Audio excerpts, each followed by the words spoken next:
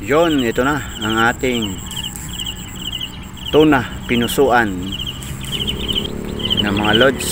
Tingnan natin, kumustahin natin. Wow, ayan na, kulo na ang ating nilutong tuna.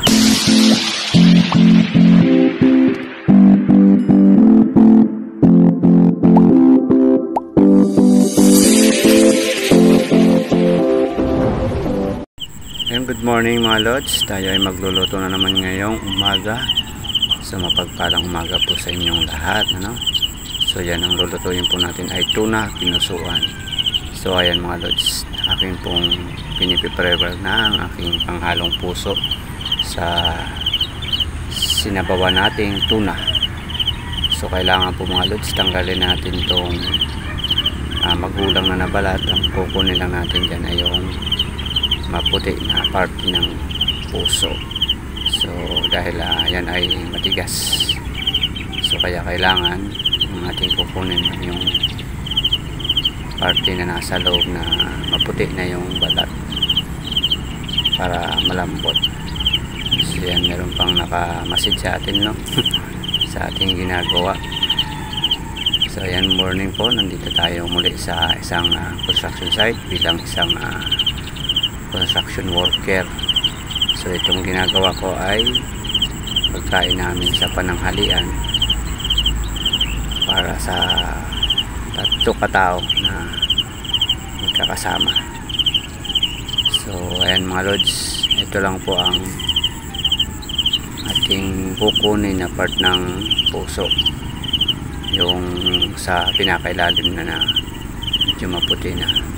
Ayan ang mga lods, oh. Ayan. So ito na nga mga lods ang ating mga naihanda ng panahog, yung puso. Tapos meron tayong talbos ng kamote, sibuyas, kamatis at sili, tsaka yung kalamansi na pangpaasim. So ayan ang mga lods, oh. So pahaba lang yung ating pagkakahewa. Okay na po yan, ready na. So ito naman ang ating tuna head na ating lulutuin, yung ating lalawan. So ayan, magpakulo lang po ako ng tubig at ilalagay ko na po yung kamatis at isama ko na rin po yung sibuyas. So pagsama-samahin lang natin at hihintayin natin yan na kumulo, saka natin ilalagay yung tuna head. So takpan lang natin mga lods ng 5 minutes. So ito na nga mga lods, dahil kumulo na. Ayan, dudurugin ko lang po ng bahagya yung kamatis. Isain lang natin bago natin ilagay yung isda na tuna. Yan, ganyan lang po mga lods ang ating proseso sa pagluto ng sinabawang, ang tawag po sa amin yan ay cocido. Sa Bicol ang sinabawang na isda ay cocido. So yan, ilagay ko na po yung tuna head para maluto na. So yan, mga 6 na piraso po yung aking lulutuin mga lods. So, napakasarap niyan at napakataba na isda. So yan. So yan mga lods, nakulong na po siya. At ilalagay ko na po yung puso ng saging. So ano ko po yan, tinakpan muna para kumulo. So hindi ko naman natakita sa inyo. So ngayon, dahil kulong-kulong na yan, ilalagay ko na po. So ngayon, tingnan natin mga lods. Ayan. Ayan mga lods ang ating tuna na kumulo na. Takpan lang po natin siya para mailagay na natin yung, ayan mga lods, kita nyo naman, ilagay na natin yung puso, saging, puso ng saging lang ang may puso. Ayan mga lods. So pwede siya na kayo, napakainit ng ating apoy. Dahan-dahan lang natin niluluto. Ayan o, mga lods, kita nyo naman, grabe, nilagay ko na po yung sili. Ayan. Diba? Ay, mali.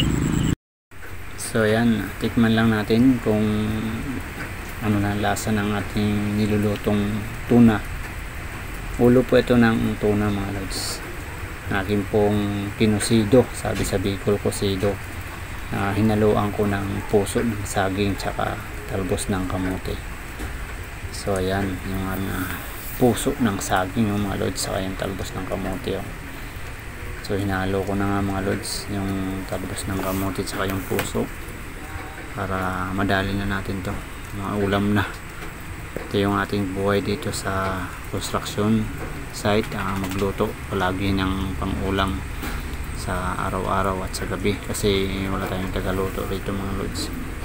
So yan, takpan lang natin para maluto yung gulay na ating tinahok. So ito na mga lods, ilalagay ko na po yung pang-paasim ating kalamansi. Kalamansi po yung aking ginagamit na pang-paasim mga lods sa sinabawan. Ang tawag po sa amin dito sa Bicol ay kusido mga lods. So ayan, ito na nga mga lods, talagang napakasarap po, amoy pa lang ng ating nilutong kusido. Talagang mapaparami naman ito ang ating kain mga lods. Napakataba pa naman ng tuna. So ayan, tinikman ko na nga, ayos na, kompleto na yung lasa. Handa na ito para sa ating pananghalian. So kitang kita naman mga lods, yung ating tunahid na napakataba.